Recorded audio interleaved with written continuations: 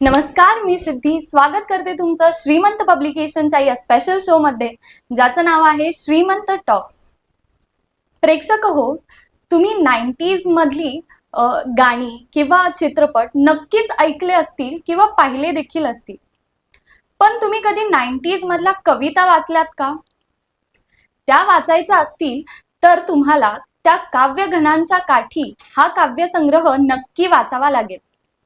किंबहुना आज आपण अशी एखादी साहित्य कृती जी एका दशकाचं प्रतिनिधित्व करते आणि तरी देखील कायम वाचनीय ठरते, अशी साहित्य कृती नेमकी कशी निर्माण होते ते पाहणार आहोत. आणि त्याच्यासाठी आपल्याला श्रीमंत पब्लिकेशन प्रकाशित त्या काव्यगणांच्या काठी या पुस्तकाच्या लेखिका कवयित्री सौ अमृता कुलकर्णी या प्रमुख पाहुणे म्हणून लाभल्या आहेत. मॅडम नमस्कार. नमस्कार मॅडम बद्दल थोडक्यात परिचय द्यायचा झाल्यास, अमृता मॅडम ऑस्ट्रेलियामध्ये वास्तव्यास असलेल्या पण मराठी साहित्याशी घट्ट नाळ जोडून ठेवणाऱ्या एक प्रतिभावान लेखिका व कवयित्री आहेत. परदेशात राहून देखील मराठी भाषा, संस्कृती आणि साहित्य जपण्याचं सुंदर कार्य त्यांच्या लेखनासोबतच मनमंदिरा त्यांच्या या संस्थे माध्यमातून ऑस्ट्रेलियातील मराठी माणसांना सोबत घेऊन त्या करत आहेत. आज आपण त्यांच्या लेखन प्रवासाबद्दल, ऑस्ट्रेलियातील अनुभवाबद्दल व मराठी साहित्याच्या जागतिक प्रवासाबद्दल मनमोकळेपणे गप्पा मारणार आहोत. आपलं मनापासून स्वागत. धन्यवाद. सर्वप्रथम आपल्या लेखन प्रवासाची सुरुवात कशी झाली? खरं तर या प्रवासाकडे वळायचं असं निश्चितच ठरवलेलं नव्हतं. कारण भारतातून ज्यावेळेस ऑस्ट्रेलियात मी गेले आणि ज्यावेळेस तिथे एक वेगळ्या पद्धतीने माझा एक जर्नी इंडिव्हिज्युअल सुरू झाला. कारण या प्रवासामध्ये पहिले 3 वर्ष खूप अडथळ्याची, खूप शर्यतीची, वेगवेगळ्या प्रकारचे चॅलेंजेस असे सगळे होते. पण हे करता करता एक स्वतःचं कुठे ना कुठेतरी एक इन्व्हॉल्वमेंट, स्वतःचं मनोरंजन करून घेणं या गोष्टीकडे थोडासा भर वाढला. आणि या सगळ्या गोष्टी करता करता करता हळूहळू त्या वाढत गेल्या. पण ते करताना मग हे लक्षात आलं की अरे, भारताबाहेर ज्यावेळेस आपण आपल्या वेगवेगळे कवी, वेगवेगळे लेखक यांच्या ज्यावेळेस कलाकृती वाचतो, तर ते ऐकायला, ते वाचायला किती सुंदर गोष्टी आहेत. आणि ते सुद्धा परदेशात येऊन ज्यावेळेस आपण हे सगळं वाचायला घेतो, तर त्या गोष्टीची एक वेगळीच अनामिक ओढ माझ्यासाठी लागली. आणि या सगळ्या कामातून, या सगळ्या प्रवासातून हळूहळू त्याची ओढ मुळातच जेव्हापासून वाटायला लागली, तेव्हापासून मला असं वाटतं तिथेच हा प्रवास हळूहळू सुरू झाला. खूपच सुंदर. मॅम, तुमचं लिखाण म्हणजे कोणत्या पद्धतीचं किंवा प्रामुख्याने कोणत्या टाईपचं आहे? म्हणजे कविता किंवा काव्यसंग्रह?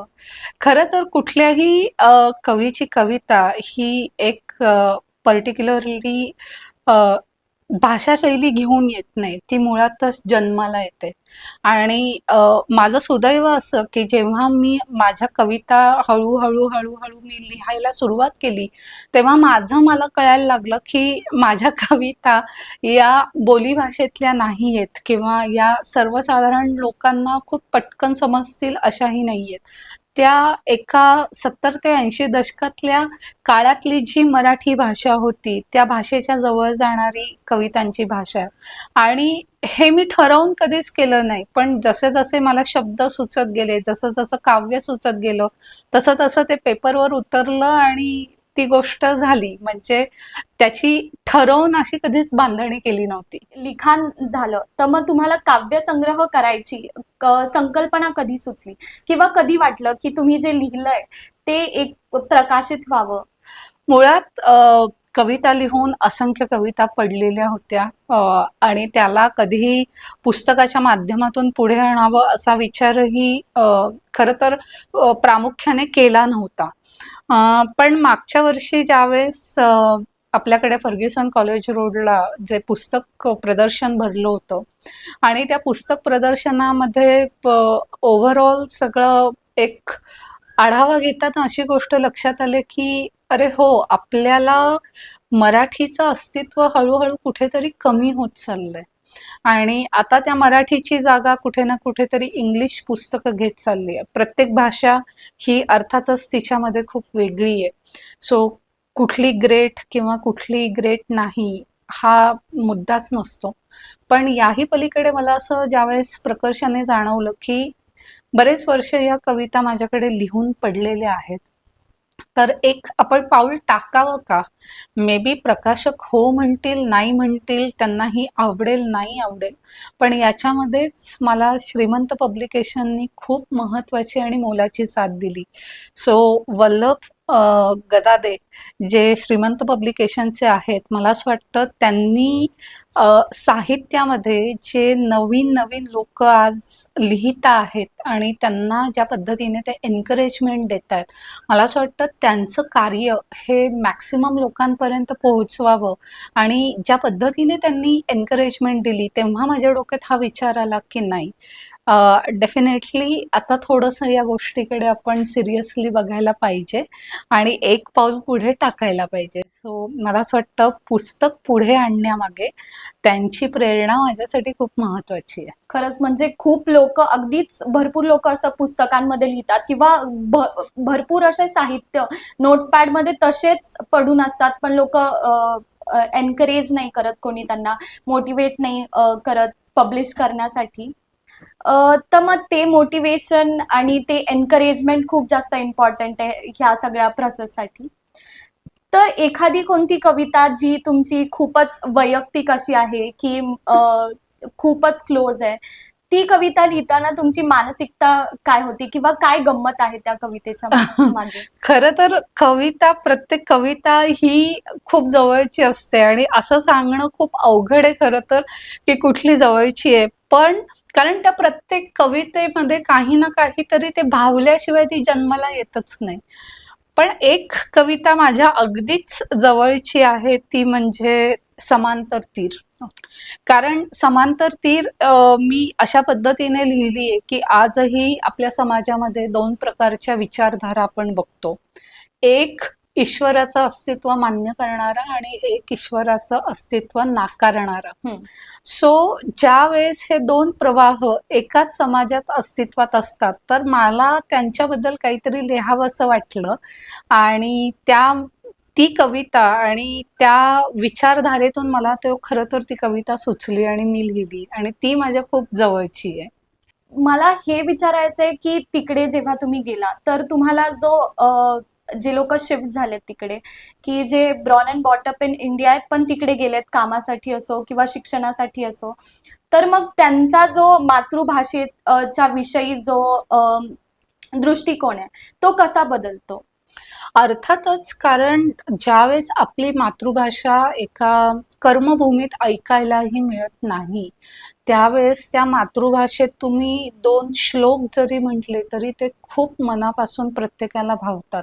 त्याच्यामुळे त्या मातृभाषेची ओढ, त्या कलाकृतीवर प्रेम हा तिथला प्रत्येक माणूस करतो, प्रत्येक रसिक प्रेक्षक करतो. त्याच्यामुळे मला असं वाटतं आपल्या मातृभाषेला जे सगळ्यात जास्त प्रेम मिळतं तर ते कदाचित कर्मभूमीत मिळतं असं मी म्हणेन. कारण तिकडे गेल्यावरती पण म्हणजे आपल्या ऐकण्यात मराठी भाषा नाही येत सारखं, की म्हणजे टेबलवरती जरी आपण रेस्टॉरंटमध्ये बसलो असो तर असं आपल्याला इथे कसं मराठी साईडला ऐकू येते, तसं टेबलवरती पण कॉन्स्टंटली इंग्लिश इंग्लिश इंग्लिश ऐकू येत असते. आणि तिकडे गेल्यानंतर आठवणी किंवा स्थलांतर झाल्यानंतरच्या म्हणजे एकटेपणा असो, तर ह्या सगळ्या भावनांचा काय परिणाम होतो लेखनावर? डेफिनेटली मला असं वाटतं ज्यावेळेस तुम्हाला भाषा ऐकायला मिळत नाही आणि भाषेचं तुमच्या भोवती वातावरणही नसतं, खरं तर त्या सगळ्या प्रवासामध्ये तुम्हाला कुठेतरी एक ईश्वरी पाठबळच असावं लागतं. त्याच्याशिवाय या प्रवासाला सुरुवात होत नाही. कारण जसं तुम्ही आत्ता म्हटलं तसं की आपल्या अवतीभोवती ज्या गोष्टी असतात, ज्या भाषेमध्ये आपण व्यक्त होतो, त्या भाषेचा पगडा आपल्या जीवनशैलीवर पण असतो. सो जिथे आज जर का मी म्हटलं की गझल लिहायची आहे किंवा गझल वाचायची आहे, पण अरे माझ्या अराउंड ते वातावरणच नाहीये, तर मी ते कशी वाचू शकणार? पण माझ्यासाठी हा जो प्रवास सुरू झाला आणि मला असं वाटतं माझ्यावरची ती गुरुकृपा आहे, म्हणूनच मी आज इतक्या मोठ्या टप्प्यापर्यंत येऊन पोहोचले आणि मला ते सुचत गेलं. माझी ती आवड निर्माण झाली. माझ्या सुदैवाने माझा नवरा सागर कुलकर्णी, त्याला मराठीचा प्रचंड व्यासंग आहे. सो दिवसनरात्र आमच्यामध्ये वेगवेगळ्या पुस्तकाच्या विषयाचं चर्चा, त्याच्यानंतर वेगवेगळ्या काव्यामध्ये दडलेले मतित अर्थ, त्याच्यानंतर वेगवेगळ्या प्रकारची जी काही चित्रपट निर्मिती आहे त्याच्यावरचं जे काही आहे, तर या सातत्याने आमच्या दोघांमध्ये गोष्टी सुरू असतात आणि कदाचित या सगळ्या प्रवासातून गोष्टी घडत जात आहेत. हे जे त्या काव्यघणांच्या काठी हे जे पुस्तक आहे, तर त्या मागे तुम्ही लोकांना किंवा वाचकांना काय संदेश देऊ इच्छिता? मुळात हे पुस्तक मी म्हणेल की आजच्या थोड्याशा मराठीच्या म्हणजे आज जी मराठी उपलब्ध आहे त्या भाषेमध्ये, म्हणजे त्या मराठीचं जे काही स्ट्रक्चर आहे त्या स्ट्रक्चरच्या मानाने ही थोडीशी वेगळी भाषाशैली आहे असं मी म्हणेल. आणि ही प्रत्येक कविता कुठे ना कुठेतरी तुम्हाला कुठल्या ना कुठल्या तरी गोष्टीचा विचार करायला लावेल असं मला वाटतं. कारण याच्यामध्ये फक्त एका पर्टिक्युलर विषयाला धरून मी या कविता कधीच लिहिल्या नाही. कधी मला नात्यांचे धागेदोरे ज्या पद्धतीने दिसत गेले त्याच्यावर मी भाष्य केलं, तर काही संस्कृत रचना सुचल्या त्याच्यावर मी लिहिले, काही विचारधारा मला ज्या मांडाव्याशा वाटल्या कवितेच्या माध्यमातून त्या मी मांडल्या. तर कधी मला पर्थ ही जगातली अतिशय सुंदर सिटी आहे आणि पर्थमध्ये जे निसर्ग सौंदर्य बघायला मिळालं, तर त्या निसर्ग सौंदर्याच्या प्रेमात पडूनही मला काही कविता सुचल्या. सो असा वेगवेगळा विषय आहे ज्याच्यामध्ये लोकांना डेफिनेटली काही ना काहीतरी निश्चित सापडेल किंवा ती प्रत्येक कविता काही ना काहीतरी निश्चित देऊन जाईल याची मला खात्री आहे. म्हणजे नेचर तर आहेच तिथे, पण ती जागा थोडीशी आयसोलेटेड आहे की जेवढी गर्दी आपण इकडे बघू शकतो तेवढी तिकडे नाहीये. तर मग त्याचा काही अफेक्ट झाला का की तुम्ही तिकडे ड्रास्टिकली शिफ्ट झाला? नाही, त्याचा इफेक्ट निगेटिव्हली कधीच झाला नाही. कारण त्या शहराशी माझं एक खूप वेगळं नातं तयार झालं. कारण ज्या रस्त्याचा कधी मी विचारही केला नव्हता तो रस्ता मला त्या शहराने दाखवला. त्याच्यामुळे त्या शहराने मला, जे मी भारतात असताना माझ्यासाठी जे विचारांती ही नव्हती, ती गोष्ट त्या शहराने माझ्या आयुष्याचा एक नवा प्रवास सुरू केला. सो डेफिनेटली तो लोनलीपणा कधीच जाणवणार नाही. पण त्या शहराचे माझ्या आयुष्यात खूप मोठं कॉन्ट्रीब्युशन आहे. I will be always thankful. नक्कीच. म्हणजे आपण जे लिहिलंय ते पब्लिश झालं, ती भावना म्हणजे प्रत्येक लेखकासाठी किंवा कवीसाठी ही खूप मोठी आहे.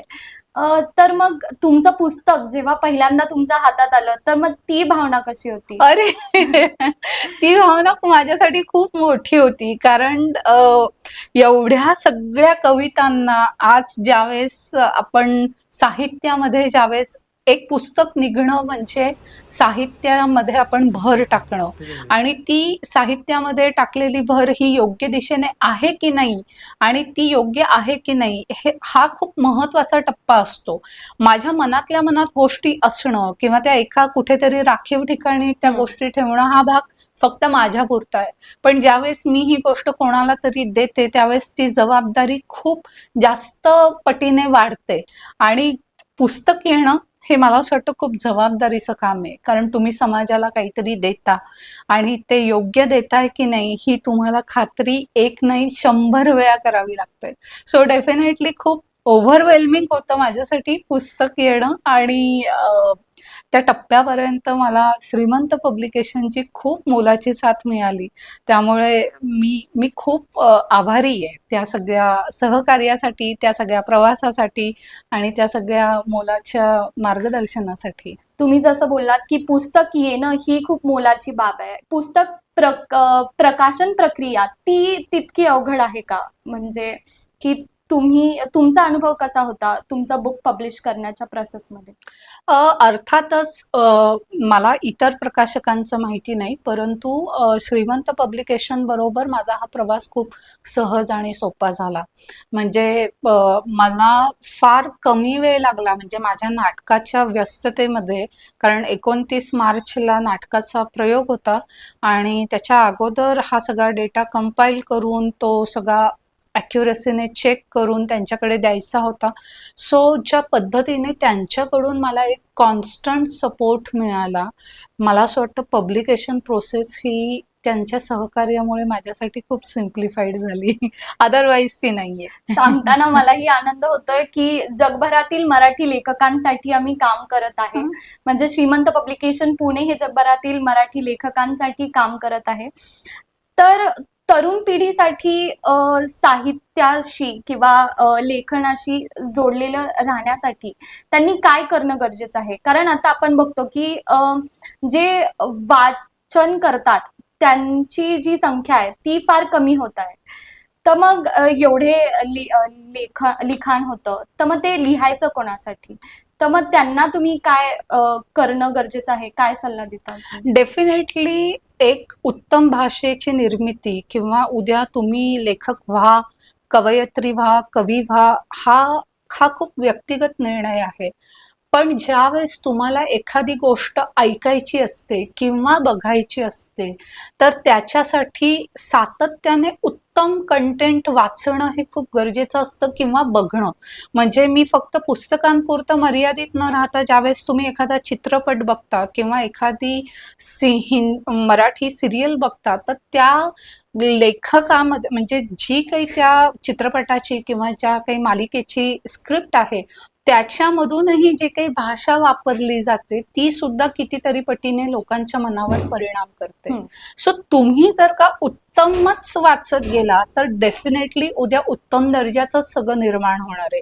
मग ते चित्रपट असतील, मग ते मालिका असतील, पुस्तकं असतील, कुठल्या कवितेंची ही पुस्तकं असतील. पण जर का तुम्ही चुकीचे शब्द वापरत गेला तर मग चुकीच्या गोष्टींचा भरणा होऊन आपण राईट कंटेंट पासून डेफिनेटली दूर जाऊ असं मला वाटतं.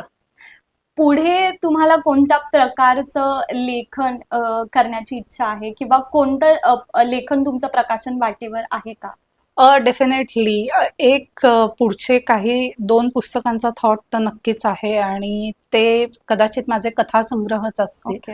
कारण ते कथासंग्रहाची सुरुवात मी केलेली आहे. काही टॉपिक कोणता रिलेटेड आहे तुम्ही रिव्हील करू शकता? ती एक मी म्हणेल थोडीशी विनोदी कथासंग्रह आहे. मार्मिक विनोदी कथासंग्रह ज्याची मी सुरुवात केली आहे आणि डेफिनेटली तेही योग्य वेळेत येईल अशी आशा करते.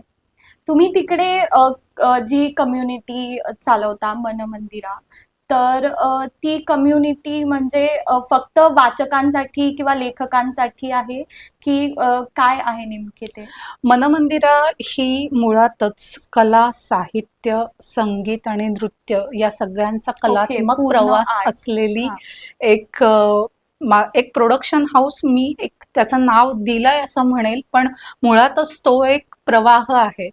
याच्या माध्यमातून जी आता सध्या गोष्ट सुरू केली आहे ती नाट्य कलाकृती. कारण आतापर्यंत मनमंदिरा प्रोडक्शन्सचे पर्थमध्ये आम्ही 3 नाटकं केली. त्याचे 2-2 प्रयोग 2024 पासून केले. एक पु ल देशपांडे लिखित ती फुलराणी, दुसरं श्रीनिवास बंडगे लिखित शांतेचं कार्ट चालू आहे आणि यावर्षी जो प्रयोग सादर झाला तो म्हणजे आचार्य अत्रे लिखित लग्नाची बेडी.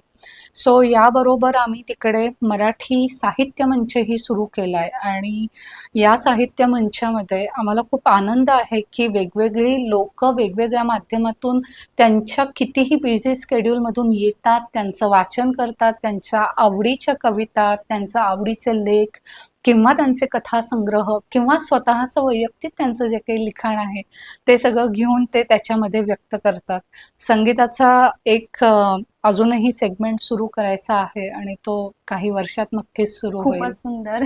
तर त्याच्यात फक्त मराठी कम्युनिटी इन्व्हॉल्व्ह होते की बाकीचे लोक पण इन्व्हॉल्व्ह होतात की डेफिनेटली आता सध्या सुरुवात जी आपल्या पासून सुरू केलेली आहे, पण हा प्रवास ज्यावेळेस आपण कुठलीही भाषा म्हणतो, म्हणजे ज्यावेळेस आपण अमिताभ बच्चन यांची हिंदी ज्यावेळेस ऐकतो, तर ती हिंदी ऐकल्यानंतर आपण त्या हिंदीच्या तेवढंच प्रेमात पडतो. किंवा गुलजार यांचे ज्यावेळेस आपण शब्द ऐकतो त्यावेळेस ती हिंदी ही आपल्याला आवडते. किंवा जगजित सिंग यांचं आपण गझल ऐकतो तर ती गझलही ऐकावीशी वाटते. सो भाषेचं सौंदर्य हा मनमंदिराचा मूळ गाभा आहे. सो त्याच्यासाठी मग आज मराठी आहे, उद्या हिंदी असेल किंवा उद्या अन्य भाषा असेल, पण ज्या माध्यमातून या कलाकृती पुढे येत राहतील अशी कुठलीही भाषेसाठी मनमंदिरा कायम सदैव तत्पर असेल काम करायला. आजच्या या सुंदर साहित्यिक संवादासाठी मनपूर्वक धन्यवाद. आणि तुम्ही मराठी भाषा, संस्कृती आणि साहित्य हे जागतिक स्तरावर नेत आहात, ह्याचा मला किंवा प्रेक्षकांना खूप अभिमानाची गोष्ट आहे. तर श्रीमंत पब्लिकेशन पुणेकडून तुम्हाला तुमच्या पुढील प्रवासासाठी खूप खूप शुभेच्छा. धन्यवाद. अतिशय मनापासून धन्यवाद आणि आभारी आहे. आणि डेफिनेटली श्रीमंत पब्लिकेशनला त्यांच्या पुढच्या वाटचालीसाठी सुद्धा खूप खूप शुभेच्छा. प्रेक्षक हो, अशाच प्रेरणादायी व यशस्वी साहित्यिक प्रवासाचा भाग होण्यासाठी श्रीमंत पब्लिकेशनशी जोडले राहा आणि सबस्क्राईब करा श्रीमंत पब्लिकेशनच्या ऑफिशियल यूट्यूब चॅनलला आणि व्हिडिओला लाईक करा. थँक्यू.